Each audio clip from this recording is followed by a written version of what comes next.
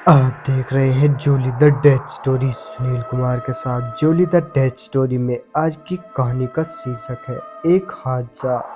Jolie the death story की इस कहानी में आगे बढ़ने से पहले अगर आपने हमारे चैनल को अभी तक सब्सक्राइब नहीं किया है तो कर लें और साथ ही बेल आइकन भी जरूर दबा दें ताकि हमारे वीडियो की नोटिफिकेशन आपको जल्द मिले। तो चलो बढ़ते हैं आज की कहानी की ओर।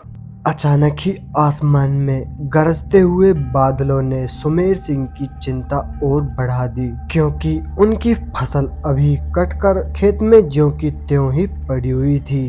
अगर ये बिन मौसम हुई बरसात शुरू हो गई तो सुमेर सिंह जी की यह कटी हुई फसल पूरी तरह नष्ट हो जाएगी और वो अभी इस हाल में है कि अगर कुछ ऐसा हो भी गया तो वह बहुत ही ज्यादा कर्जे में आ जाएंगे। उन्हें कोई भी कदम उठाकर इस फसल को नष्ट होने से बचाना ही होगा।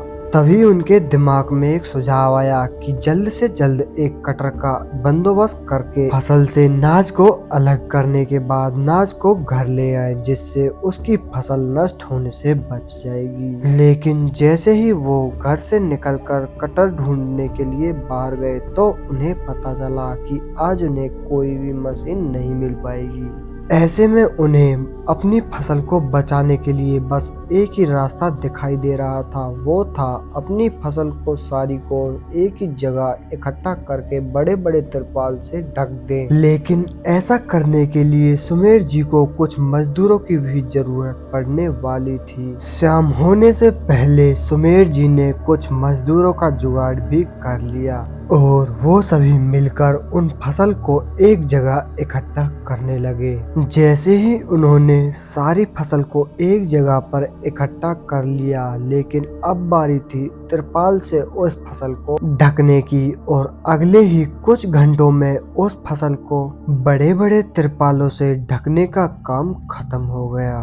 फसल को अच्छी तरह ढकता देख सुमेर सिंह जी ने अब राहत की सांस ली और सभी मजदूरों को उनका मेहनताना देकर उन्हें अपने अपने घर की तरफ रवाना कर दिया। मगर साथ ही उन्होंने अपनी फसल की देखरेख के लिए उनमें से एक मजदूर को फसल के पास ही रहने के लिए बोल दिया। अब सुमेर जी ने भी सोच लिया कि अब उन्हें भी घर के लिए निकलना चाहिए और तभी सुमेर जी उस मजदूर को कहने लगे कि अच्छा रामलाल, तो मैं अपने घर के लिए निकलता हूँ। तुम्हारी भाभी बहुत देर से घर पर इंतजार कर रही होगी और रात भी अब बहुत ज्यादा हो चुकी है। तुम अच्छे से यहाँ पर देख लेना और सो मत जाना। इतना कहते हुए सुमेर जी अपनी फसल से कुछ दूरी पर अभी चले ही थे कि अचानक से चलते हुए हवा के बहुत ही ज्यादा तेज लहरों ने उनके कदम को आगे बढ़ने नहीं दिया। हवा के झोंके उनकी फसल को इतनी जोरों से टक्कर मार रहे थे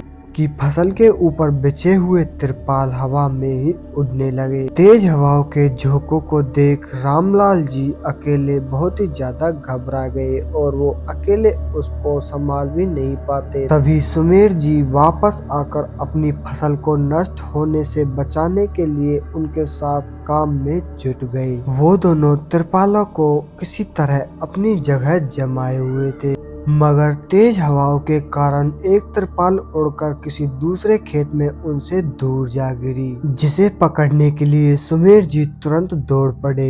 आसमान में अब तक बादल इतने घने छा गए थे कि उन्हें देखकर सुमेर जी का जी बहुत ही ज्यादा घबरा रहा था और मन ही मन वो भगवान से बस यही प्रार्थना कर रहे थे कि किसी तरह से मेरी फसल नष्ट होने से बच जाए। जैसे ही वो तिरपाल के पास पहुंचे तो तुरंत उन्होंने उस तिरपाल को समेटना शुरू कर दिया, लेकिन जैसे जैसे वो तिरपाल को समेट रहे थे तो उन्हें लग रहा था कि यह तिरपाल जमीन के अंदर धंसता जा रहा था। लेकिन सुमेर जी उस तिरपाल को खींचने के लिए और ज्यादा दम लगाने लगे कि तभी सुमेर जी जोर से चीखे। उनकी चीख को सुनकर रामलाल जी बोले, क्या हुआ मालिक? और तुरंत दौड़कर वह सुमेर जी के पास आ गए। लेकिन जैसे ही रामलाल सुमेर जी के पास पहुंचा तो जो नजारा उसने देखा, उसे देखकर वह अपने होश खो बैठा।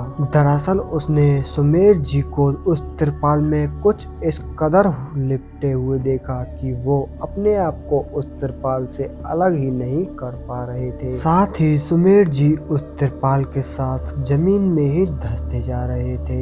यह सब देखकर रामलाल की इतनी हिम्मत नहीं हुई कि वह सुमेर जी को बचा सके। लेकिन तुरंत रामलाल उनकी मदद करने के लिए, कुछ लोगों को इकट्ठा करने के लिए गांव की ओर भागा। जैसे ही वो गांव के कुछ लोगों को अपने साथ लेकर लौटा तो उन्होंने पाया कि सुमेर जी अब वहां पर नहीं थे। गांव के सभी लोग उन्हें इधर उधर देखने में जुट गए, लेकिन बहुत देर हो जाने के बाद जब सुमेर जी का कहीं पर भी पता नहीं चला तो गांव वालों ने ज्यादा ना सोचते हुए तुरंत इस बात का अंदाजा लगा लिया कि यह जरूर कोई काली शक्ति या ऊपरे प्राय का काम है। तो दोस्तों, आज की यह कहानी यहीं पर समाप्त होती है। यह कहानी आपको कैसी लगी कमेंट बॉक्स में कमेंट करके हमें जरूर बताएं, और साथ ही वीडियो को लाइक शेयर भी जरूर करें। मैं आपका दोस्त सुनील कुमार मिलता हूँ आपसे बहुत जल्द एक और ऐसी दिलचस्प कहानी के साथ। तब तक के लिए बाय एंड टेक केयर।